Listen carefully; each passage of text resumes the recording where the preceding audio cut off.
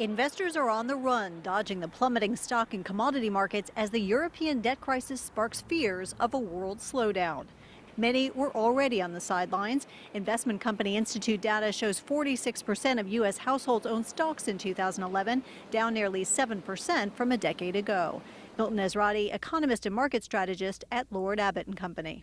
Well, they're fleeing from any kind of risk asset, equities across the globe, credit-sensitive corporate bonds, even to an extent municipal bonds, more on the economy here than any European trouble, and moving in the direction of treasuries, which are a favorite place to hide, of all maturities, deposits outside of the European banks in particular, mostly the United States, Canada, and Japan.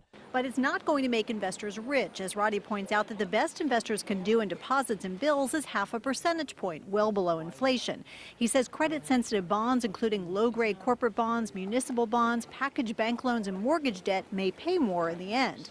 Ezrati also looks to select U.S. stock sectors, including beaten-down technology and consumer discretionary stocks. But investors should remain cautious. Alec Young, international equity strategist at Standard & Poor's.